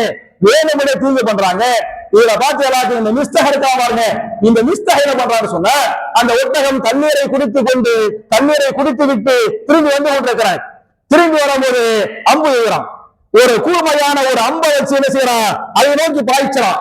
பாய்ச்சனா அந்த அம்பு வந்து ஒட்டகத்துடைய கால்ல பட்டு எலும்பு சதைக்குள்ள போய் எதுவரை போகிறது? அந்த எலும்பு இருக்கு பாருங்க, அந்த எலும்போட அது போகும். அந்த அந்த அம்பு அப்படி குத்துற உடனே ஒட்டகம் நடக்க முடியாம அப்படியே திணறுது. அல்லாஹ்வுடைய அற்புத ஒட்டகம் அது நடக்க முடியாம அப்படியே திணறுது. அப்படி திணற உடனே குதார் இருக்கிறா பாருங்க. குதார் என்ன பண்றான்னு சொன்னா, கையில பெரிய ஒரு வாள் வச்சிருந்தான். அந்த வாளால் பிடரில் வெட்டுகிறான். புரிஞ்சா? முதல்ல அம்பால் எய்தது மிஸ்தஹ் தான் அம்பால் காலில் அடிக்கிறான். காலில் அடிச்சவனை அடிபட்டு அதனால் நடக்க முடியல. நடக்க முடியாம திணறுது. குதார் பின் சாலிஹ் என்ன பண்றான்? வாளால பிடரில வெட்டுறான். வாளால பிடரில வெட்ட உடனே அந்த ஒட்டகம் அப்படியே பெரிய ஒரு சத்தமிட்டு விட்டு கீழே சரிக்கிறான். பெரிய ஒரு சத்தமிட்டு விட்டு கீழே சரிந்த உடனே பாக்கி 7 பேர் இருந்தாங்கல்ல, அல்லாஹ் 9 சொல்றாங்கல்ல, பாக்கி 7 பேர் என்ன பண்றாங்கன்னு சொன்னா, அந்த ஒட்டகத்தை கண்டம் பிண்டமா என்ன செய்யறாங்க? வெட்டுறாங்க. அப்ப அல்லாஹ்வுடைய ஒரு அற்புதம், அல்லாஹ்வுடைய அற்புத ஒட்டகத்தை கண்ட துண்டமா அவங்க வெட்டின உடனே இந்த செய்திய சாலிஹ் அலைஹிஸ்ஸலாம் கேள்விப்படுறாங்க. கேள்விப்பட்டு சம்பந்தப்பட்ட இடத்துக்கு வர்றாங்க, பார்க்கிறாங்க. ஒட்டகம் கண்டம் துண்டமாக வெட்டப்பட்டிருக்கிறது. வெட்ட வெள்ளத்தில் அப்படியே மிதக்குது. துண்டு நம்ம கைமா போடுவோமே, இந்த குர்பானி கருவை வெட்டுவோமே, அது மாதிரி வெட்டப்பட்டிருக்கிறது. அந்த ஒட்டகத்தை பார்த்து சய்யிதுனா சாலிஹ் அலைஹிஸ்ஸலாம் அவர்கள் அழுதார்கள். அழுதுட்டு சொல்றாங்க, ஏப்பா நீங்க செஞ்ச பாவம் சாதாரண பாவம் அல்ல, மிகப்பெரிய பாவம். அல்லாஹ்வுடைய அஸாப் உங்களுக்கு வரப்போகிறது என்று சொல்லிவிட்டு சொன்னார்கள். இதுக்கு மேல நீங்க 3 நாள் தான் வசிக்க முடியும் இந்த துனியாவுல. ஒட்டகத்தை அறுத்துட்டீங்கல்ல, இதுக்கு மேல நீங்கள் 3 நாள் தான் வசிக்க முடியும். 4வது நாள் கண்டிப்பாக அல்லாஹ்வுடைய அஸாப் வந்துவிடும் என்று சொன்னார்கள். ஒட்டகத்தை என்னைக்கு அறுத்தாங்க என்று சொன்னா, புதன்கிழமை அறுக்கிறாங்க. ஒட்டகத்தை என்னைக்கு அறுக்கிறாங்க? புதன்கிழமை அறுக்கிறாங்க. சாலிஹ் நபி சொல்றாங்க, வியாழக்கிழமை, வெள்ளிக்கிழமை, சனிக்கிழமை இந்த 3 நாள் தான் நீங்க வசிப்பீங்க. உங்களுக்கு ஞாயிற்றுக்கிழமை 4வது நாள் என்ன வந்துடும்? அல்லாஹ்வுடைய அஸாப் வந்துடும். 3 நாளைக்கு மேல உங்களுக்கு வசிக்க முடியாது என்று சொன்னதாக திருமறை குர்ஆன் பேசுகிறது. திருமறை குர்ஆனில் சூரா ஹூத் என்று சொல்லக்கூடிய 11வது அத்தியாயத்தின் 65வது வசனத்தில் அல்லாஹ் பேசுகிறான். ஃபஅகருஹா ஃபகால தமத்தஹு ஃபீ தாரிக்கும் 3 அய்யாம் ذلك وعد غير مكذوب. ஃபஅகருஹா, அவர்கள் அந்த ஒட்டகத்தை அறுத்து விட்டார்கள். 9 பேர் சேர்ந்து பண்ணாங்க, ஒட்டகத்தை அறுத்து விட்டார்கள். அப்படி அறுத்த உடனே ஃபகால, சாலிஹ் நபி சொன்னார்கள், தமத்தஹு, நீங்கள் இன்பம் அனுபவித்துக் கொள்ளுங்கள், ஃபீ தாரிக்கும், உங்களுடைய வீடுகளில்.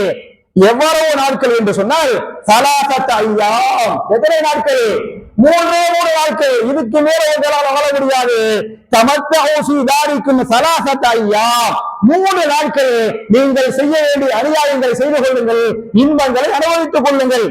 ذلك وعد, இது அல்லாஹ்வுடைய வாதா, இது அல்லாஹ்வுடைய வாக்குறுதி. வயிறு மக்குதும் இது என்ன இல்ல பொய் இல்ல என்று சொல்லிவிட்டார்கள். அப்ப ஒட்டகம் அறுக்கப்பட்ட 3 நாளா 4ஆவது நாள் நீங்க எல்லாம் மூத்தா போயிருவீங்க, அல்லாஹ்வுடைய அதாபம் வந்துறேன். இந்த சாலிஹ் அலைஹிஸ்ஸலாம் அவர்கள் அந்த மக்களை மிரட்டினவனையும் எச்சரிக்கை சென்றவனையுமே அந்த பாவிகள் என்ன பண்ண ஆரம்பித்தாங்கன்னு சொன்னா, சாலிஹ் நபியவே கொலை செஞ்சிடலாம். புரிஞ்சா? சாலிஹ் நபியவே கொலை செஞ்சிடலாம். அவங்கள மட்டும் இல்ல, அவங்க மனைவி மக்களையும் சேர்த்து கொலை செஞ்சிடலாம். பகல்ல புதன்கிழமை பகல்ல ஒட்டகத்தை கொலை பண்ணிட்டாங்க. அன்னைக்கு புதன்கிழமை நைட் ஒரு பத்தியா விடிஞ்ச வேலைக்கிழமை அந்த நைட்ல என்ன பண்ணிடலாம், சாலிஹ் நபியை கொலை செஞ்சிடலாம், கொண்டாட்டு பிள்ளைகளை கொலை செஞ்சிடலாம் என்று அவர்கள் திட்டமிட்டதாக திருமறை குர்ஆனின் சூரத்துன் நம்ல் என்று சொல்லக்கூடிய அதே நம்லுங்கிற 27வது சூராவுடைய 49வது ஆயத்தில் அல்லாஹ் பேசுகிறான். அந்த 9 பேர் சேர்ந்தாங்க. சரியா? அந்த ஒட்டகத்தை வெட்டிவிட்டு 9 பேர் சேர்ந்து சொல்றாங்க, காலு தகாசமு பில்லாஹி, அவர்கள் சொன்னார்கள் நம்ம எல்லாம் அல்லாஹ் மேல சத்தியம் பண்ணுவோம். சொன்னாங்க அல்லாஹ் மேல செய்வோம், சத்தியம் பண்ணுவோம். என்ன சத்தியம் என்று சொன்னால், லனுபய்யிதன்னஹு, இந்த இரவில் சாலிஹை கொலை செய்ய வேண்டும் என்று சொல்லி. பகல்ல ஒட்டகத்தை கொலை பண்ணிட்டாங்க, இரவுல என்ன சத்தியமிட்டு சொன்னார்கள், பில்லாஹி அல்லாஹ்வின் மீது சத்தியமிட்டு சொன்னார்கள், லனுபய்யிதன்னஹு, இரவிலே நாம் அவரையும் கொலை செய்வோம். அவரை மாத்திரமல்ல, வஅஹ்லஹு, அவருடைய அஹ்ல் அவருடைய குடும்பத்தார்களையும் கொலை செஞ்சிருவோம். கொலை செஞ்சு போட்டு நம்ம என்ன சொல்லிடுவோம் சொன்னா, சும்மா லனகு லன்னல் வலிஹி, அவருடைய வலிகள் வந்து கேட்டு வலிதா யாரு, பொறுப்புதாரிகள். கல்யாணத்துல வலி வேணுங்குவாங்கல்ல, அப்ப நம்ம பெரியவங்களா இருந்து பிள்ளைங்க சின்னவங்களா இருந்தா நம்ம வந்து பிள்ளைங்களுக்கு வந்து வலி, நம்ம ரொம்ப பெரிய ஆளா போயிட்டோம், ரொம்ப நமக்கு முதுமை ஏற்பட்டு விட்டது, பிள்ளைங்க தான் நம்மள பாத்துக்கிறாங்க, அப்ப நமக்கு வலி யாராயிடுவாங்க, பிள்ளைங்க வலி ஆயிடுவாங்க. புரிஞ்சா? அப்ப அவங்க சொல்றாங்க, சும்மா லனகு லன்னல் வலிஹி, இப்படி கொலை செஞ்சவனையுமே அவங்களுடைய அந்த பிள்ளைங்க எல்லாம் வந்து அந்த வலிகள் வந்து நம்மள்கிட்ட கேட்டா நம்ம என்ன சொல்லுறோம்னு சொன்னா, மா ஷஹிதுனா மஹ்லிகாஹிலிஹி, நாங்க எல்லாம் அப்படி கொலை செய்யும் போது அங்கனே இல்லையே, நாங்கள் செய்யவே இல்லை, எங்களுக்கு தெரியவே செய்யாது, இன்னால சாதிக்கும், நாங்கள் சாதிக்குகளாக உண்மையாளர்களாக அவரோ அல்லாஹ் மேல சத்தியம் பண்ணி போய் சொல்லிவிட்டு நாங்க வந்து உண்மையாவே பேசுகிறோம் அப்படின்னு சொல்லிடலாம். புரியுச்சா? எதுவுமே நான் சொல்லல, எல்லாம் அல்லாஹ் சொல்லக்கூடிய ஆயத்துகள். அப்ப பகல்ல ஒட்டகத்தை கொலை பண்றாங்க, நைட்ல என்ன பண்ண வர்றாங்க, சாலிஹ் நபியை கொலை செஞ்சிடலாம், குடும்பத்தை கொலை செஞ்சிடலாம் அப்படின்னு முடிவெடுக்கிறாங்க. அப்படின்னு முடிவெடுத்தா அல்லாஹ்வுடைய நாட்டை அவங்களால கொலை செய்ய முடியல. ஏன் முடியல? சாலிஹ் அலைஹிஸ்ஸலாம் அவர்களும் அவர்களை ஏற்றுக்கொண்ட முஸ்லிம்களும் அன்னைக்கே அவங்க மக்காவை நோக்கி போயிடுறாங்க. அவங்களுக்கு தெரிஞ்சுக்கிடுச்சுல 3 நாள் தான் இதுக்கு மேல இருக்க முடியும், அப்புறம் அல்லாஹ்வுடைய அதாபு வந்துறேன் அப்படின்ட்டு அல்லாஹ்வுடைய உத்தரவின் பேரில் அந்த ஹிஜ்ரில் இருந்து எங்க போயிடுறாங்க, முஸ்லிம்களை அழைத்துக் கொண்டு மக்காவுக்கு போயிடுறாங்க. அவங்க மக்காவுக்கு போயிட்டனால அந்த 3 நாள் கழிச்சு 4ஆவது நாள் ஞாயிற்றுக்கிழமை அல்லாஹ்வுடைய அதாபு இறங்குகிறார். அல்லாஹ்வுடைய அதாபு இறங்கும் போது சாலிஹ் அலைஹிஸ்ஸலாமோ முஸ்லிம்களோ அந்த பகுதியில் இல்லை, அவங்களுக்கு தெரியுமில்ல, அதனால அவங்க போயிட்டாங்க. அந்த சமூக கூட்டத்தை அல்லாஹ் வந்து எப்படி அழிச்சா அப்படிங்கறத குர்ஆன்ல நீங்க படிச்சு பார்த்தீங்களாக்க, ஒண்ணு அதே சூரத்துல் ஹிஜ்ர் என்று சொல்லக்கூடிய 15வது அத்தியாயத்தின் 83வது வசனம், அதுல சொல்றா, ஃபஅஹலத்துஹும் ஸைஹத்து முஸ்லிஹீன், அவர்களை சைஹா பிடித்துக் கொண்டது, அதிகாலையிலே எது பிடித்துக் கொண்டது, சைஹாவின் மூலமாக நாம் அவர்களை அழித்தோம் என்று பேசுகிறான். சைஹானா என்ன? பேரிடி. சைஹானா என்ன? பெரும் சத்தம், கடும் சத்தம், பயங்கரமான சத்தத்தை அரபில சைஹாங்குவாங்க. அப்ப ஒரு ஆயத்துல பெரும் சத்தத்தின் மூலமாக நாம் அவர்களை அழித்தோம் என்று ஒரு வசனம் பேசுகிறது. இன்னொரு வசனத்துல சூரத்துல் ஹாக்கா என்று சொல்லக்கூடிய 69வது அத்தியாயத்தின் 5வது வசனத்துல ஃபஅம்மா தமூது ஃபௌஹுலிகு பித்தாகியா, ஃபஅம்மா தமூது, சமூது கூட்டம் இருந்தது, ஃபௌஹுலிகு அவர்கள் அழிக்கப்பட்டார்கள், பித்தாகியா, தாகியா என்று சொன்னால் பெரும் பூகம்பம். தாகியான என்ன? பெரும் பூகம்பம். பெரும் பூகம்பத்தால் அந்த மக்கள் அந்த சமுதாயம் அழிக்கப்பட்டது என்று பேசுகிறானே. அப்ப அந்த பூமி வெடிக்கும் போது என்னவாயிருக்கிறது, பெரிய பெரிய சத்தம் ஏற்பட்டிருக்கிறது. அப்ப ஒண்ணு அந்த பூமி அப்படி வெடிக்கிறது, அந்த பூமியுடைய அதிர்ச்சியில பெரும் சத்தத்துல அவர்கள் எல்லோரும் அதிகாலையில அந்த ஞாயிற்றுக்கிழமை அதிகாலை அந்த அதிகாலையில அவர்கள் எல்லாம் அவர்களுடைய தாடுகளில் வீடுகள் இருக்கும் போது எதுவாகிவிட்டார்கள், செத்த பிணங்களாக மாறிவிட்டார்கள் அப்படின்னு அல்லாஹ் சொல்றானே. அப்ப இந்த அருமை சகோதரர்களே, தாய்மார்களே, அவர்கள் பெரும் இடியின் மூலமாக, பெரும் சத்தத்தின் மூலமாக, பெரும் பூகம்பத்தின் மூலமாக சமூக கூட்டம் அழிக்கப்பட்டது. அதே சமயத்தில் முஸ்லிம்கள் அல்லாஹ் என்ன செஞ்சுட்டான், காப்பாத்திட்டான். அதையும் அல்லாஹ் சூரா ஹூதுடைய 11வது சூராவுடைய 66வது ஆயத்துல ஃபலம்மா ஜா அம்ருனா நஜ்ஜைனா சாலிஹன் வல்லதீன ஆமனு மாஹு பிரஹமத்தின் மின்னா, எப்போது அல்லாஹ்வுடைய கட்டளை வந்து விட்டதோ, நஜ்ஜைனா சாலிஹன், நாம் சாலிஹை காப்பாற்றி விட்டோம், வல்லதீன ஆமனு மாஹு, அவரை ஈமான் கொண்ட அவரோடு இந்த முஸ்லிம்களை என்ன செஞ்சிட்டோம், காப்பாற்றிட்டோம். ரஹமத்தின் மின்னா, நம்மிடமிருந்து இருக்கக்கூடிய ரஹமத். இன்னைக்கு ஜும்மாவில் என்ன செஞ்சாங்க, அல்லாஹ்வுடைய ரஹமத் பேசுறாங்கல்ல, சலாத்தை பற்றி, ரஹமத்தை பற்றி, வழக்கத்தை பற்றி. அப்ப அல்லாஹ்வுடைய கருணை, அல்லாஹ்வுடைய அன்பு, அல்லாஹ்வுடைய பாச, இந்த அல்லாஹ்வுடைய கருணையின் மூலமாக நாம் சாலிஹையும் அவரை ஏற்றுக்கொண்ட முஸ்லிம்களையும் காப்பாற்றிவிட்டோம். எதை விட்டும் என்று சொன்னால், துன்யாவுடைய கேவலத்தை விட்டும், துன்யாவுடைய அதாவை விட்டும் நான் அவர்களை காப்பாற்றி விட்டோம். இன்ன ரப்பக ஹுவல் கவியுல் அஸீஸ், நிச்சயமாக உங்களுடைய ரப்பு அனைத்து சக்தி உள்ளவனாக, அனைத்தையும் மிகைக்கக்கூடியவனாக இருக்கிறான் என்று அல்லாஹ் பேசுகிறானே. அப்ப இந்த அருமை சகோதரர்களே, தாய்மார்களே, இது சாலிஹ் நபியை பற்றிய அந்த அற்புத ஒட்டகத்தை பற்றிய ஒரு சுருக்கமான செய்தி. நீங்க ஹதீஸ்களை படிச்சு பார்த்தீங்களாக்க 1-2 ஹதீஸ சொல்லி இன்ஷா அல்லாஹ் 5 நிமிஷத்துல இன்ஷா அல்லாஹ் நான் முடிச்சிடுறேன். புகாரில 433வது ஹதீஸ், சஹீஹுல் புகாரி ஹதீஸ் நம்பர் என்ன, 433வது ஹதீஸாக இந்த ஹதீஸ் பதிவு செய்யப்பட்டிருக்கிறது.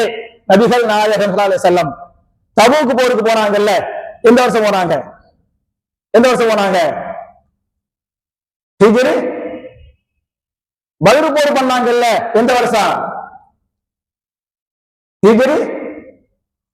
உஹது போர் பண்ணாங்கல்ல, எந்த வருஷம், ஹிஜ்ரி. நானே சொல்லிடுறேன் சரியா. பத்ர் போர் வந்து ஹிஜ்ரி 2ல, பத்ர் போர் ஹிஜ்ரி 2ல. உங்களுக்கு தெரியும் சரியா. நீங்க தெரியாம இருக்கிறத வந்து தெரியாம என்பது வெளிப்பாடு அல்ல, இது அடக்கத்தின் வெளிப்பாடு.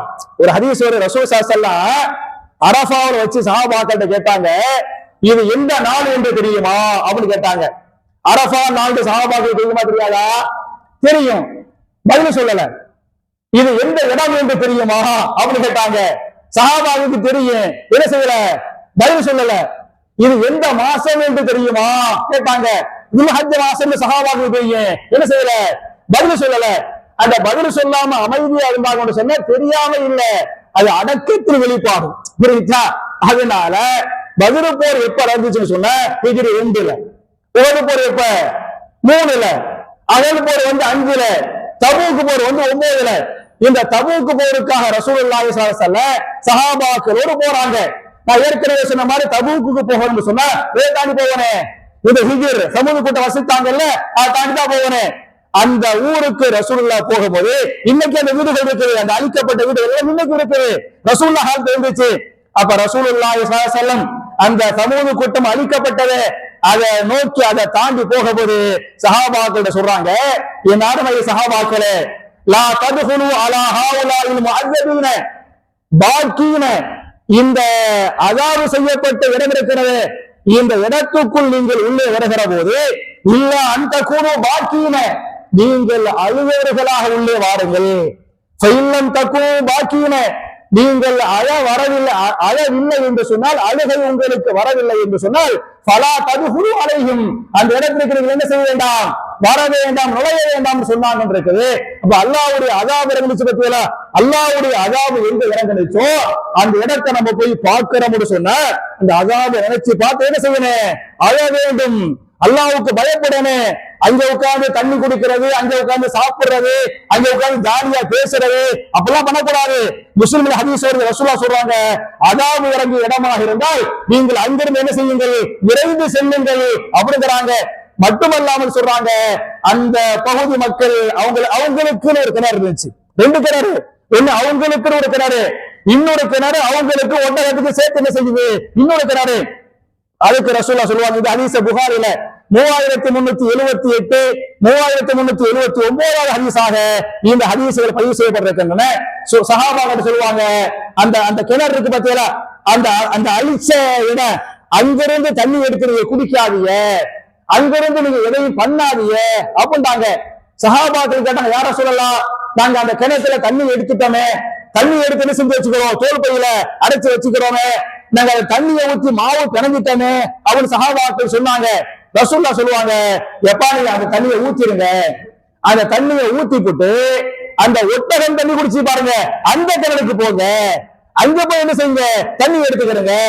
மாவு பிணைஞ்சிட்டீங்களா, அந்த மாவை என்ன பண்ணுங்க, உங்களுடைய ஒட்டகத்துக்கு நீங்க போட்டுருங்க அப்படின்னு நபிகள் நாயகம் செல்லும் சஹாபாக்கள் சொன்னாங்க. இந்த ஹதீசுகள் பேசுகின்றன.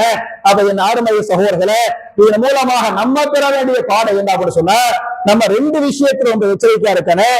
ஒரு விஷயம் செல்வம், ஒரு விஷயம் என்ன செல்வம், 2வது விஷயம் பெண்கள். 2 பெண்கள் மூலமாகத்தான் ஒட்டகம் அறுக்கப்பட்டது. ஒட்டகம் அறுக்கப்பட்ட நாளாத்தான் அல்லாஹ்வுடைய அதாபு வந்துச்சு. அப்ப மனுஷன் கெட்டு போறதுக்கு ஒண்ணு செல்வம் காரணமாக இருக்கிறது, 2வது பெண்கள் காரணமா இருப்பாங்க. எனவே பண விஷயத்தில் நாம் அல்லாஹ்வை அதிகம் அஞ்சிக் கொள்ள வேண்டும், பெண்கள் விஷயத்தில நாம் அல்லாஹ்வை அதிகம் அஞ்சிக் கொள்ள வேண்டும். 2 பெண்கள் தான் சமூக கூட்டமே அழிக்கப்படுறதுக்கு காரணம், 2 பெண்கள் தான் அந்த ஒட்டகம் வெட்டப்படுறதுக்கு காரணம் என்று வரலாறு பேசுகிறது. இதை நான் சொல்லிட்டு சாலிஹ்கள் எத்தனை வயசு வரை வாழ்ந்தாங்க அப்படிங்கிற வரலாறு படிச்சு பார்த்த சில நபியுடைய வயசு வரலாறு இருக்குது, சில நபியுடைய வயசு வரலாறு கரெக்டா இல்ல. நீ இப்ராஹிம் நபிக்கு பிந்திய பாத்தீங்களாக்கு ஓரளவுக்கு இமாம் இப்னு கதீர் அல் பிதாயாவுல நிறைய வரலாறு பதிவு பண்றாரு. அதாவது யாரு இப்ராஹிம் நபிக்கு முந்தி பாத்தீங்களாக்கு சொல்லத்தக்க வயசு வரலாறு சொல்லப்படவில்லை. அதனால உதாரணமா நீங்க பாத்தீங்களாக்கு நூஹ் அலைஹிஸ்ஸலாம் அவங்க வரலாறு வயசு குர்ஆன்ல எல்லாம் சொல்லிட்டான். முந்திய நபி தான், முந்திய நபி 950 வருஷம் வாழ்ந்தாங்க. குர்ஆன்ல டைரக்டா அல்லாஹ் சொல்றான். அப்படி டைரக்டா அல்லாஹ் சொன்னா நம்ம சொல்லிட்டு போயிடலாம். அப்படி சொல்லவில்லை என்ற பட்சத்துல நம்மளால கரெக்டா சொல்ல முடியாது. இப்ராஹிம் நபி அதுக்கு பிந்தி உள்ளவங்களை பத்தி உதாரணமா இப்ராஹிம் நபி 250 வயசு வரை வாழ்ந்தாங்க, வரலாறு பதிவு செய்யப்பட்டிருக்கிறது. நூஹ் நபி 950 வருஷம் வாழ்ந்தாங்க, வரலாறு பதிவு செய்யப்பட்டிருக்கிறது. அந்த நூஹ் நபியுடைய பையன் இருந்தார்ல சாமு, அவர் 600 வருஷம் வாழ்ந்தாரு. கரெக்ட். அல் பிதாயாவுல இமாம் இப்னு கதீர் இந்த வயசை பதிவு பண்றாங்க. ஆனால் சாலிஹ் அலைஹிஸ்ஸலாம் அவர்கள் எத்தனை வயசு வரை வாழ்ந்தாங்க, எத்தனை வயசுல மூத்தா போனாங்க அப்படிங்கிற நம்பத்தகுந்த வரலாறு இமாம் இப்னு கதீரோ மற்ற இமாம்கள் வரலாற்று ஆய்வாளர்களோ என்ன செய்யல, பதிவு செய்யல. ஏன்னா அவருக்கு கரெக்டா கிடைக்கல, கரெக்டா கிடைக்காதனால அவங்க பதிவு செய்யல. அப்ப எத்தனை வயசுல மூத்தா போனாங்கிற செய்தி அல்லாஹ்வுக்கே வெளிச்சம். நம்ம அதை விட்டுவிட்டு தர வேண்டிய பாடம் இருக்கு பாருங்க, இந்த வரலாறு மூலமா தர வேண்டிய பாடம், இந்த பாடத்தை நம்ம படிக்கணும் என்று சொல்லி அல்லாஹ் ரப்பல் ஆலமீன் இந்த சாலிஹ் நபியுடைய வரலாறை பேசுகிறான இல்லையா, அந்த ஒட்டகத்துடைய வரலாறை பேசுகிறான இல்லையா, எந்த நோக்கத்திற்காக இந்த வசனங்களை அல்லாஹ் இறக்கினானோ நபிகள் நாயகம் ஸல்லல்லாஹு அலைஹி வஸல்லம் இந்த வரலாறுகளை சஹாபாக்களுக்கு சொல்கிற போது சஹாபாக்கள் இந்த வரலாறு மூலமாக எப்படிப்பட்ட பாடங்களை படித்தார்களோ, சஹாபாக்களுடைய உள்ளங்களில் எப்படிப்பட்ட ஈமான இறையச்சத்தை அல்லாஹ் ஏற்படுத்தினானோ அதே ஈமானை அதே இறையச்சத்தை நம்முடைய கல்புகளில் அல்லாஹ் ஏற்படுத்தி நம்முடைய பாவங்களை அல்லாஹ் மன்னித்து இந்த உலகத்தில் எல்லா விதமான பாக்கியங்களை நிறைவாக பெற்றவர்களாக நாம் எல்லோரையும் அல்லாஹ் ஆக்கி நாளை மறுமையில் மிக உயர்ந்த சொர்க்கமாகிய ஜன்னத்துல் ஃபிர்தௌஸ் என்று சொல்லக்கூடிய அந்த சொர்க்கத்திலே நபிமார்கள், சித்தீகீன்கள், சுஹதாக்கள், சாலிஹீன்களோடு இது போன்ற குடும்பமாக நாம் எல்லோரையும் அல்லாஹ் ஒன்று சேர்த்து வைப்பானாக என்ற துஆவோடு முடிக்கிறேன். ரப்பனா ஆத்தினா ஃபித் துன்யா ஹஸனத்தன் வ ஃபில் ஆখিরাতি ஹஸனா வ கினா அஸாபன்னார். வ ஆகிரு தஅவானா அல்ஹம்துலில்லாஹி ரப்பில் ஆலமீன். அஸ்ஸலாமு அலைக்கும். சுப்ஹானக அல்லாஹும்ம வ பிஹம்திக அஷ்ஹது அல்லா இலாஹா இல்லா அன்த அஸ்தக்ஃபிருக வ அத்தூபு இலைக். அஸ்ஸலாமு அலைக்கும்.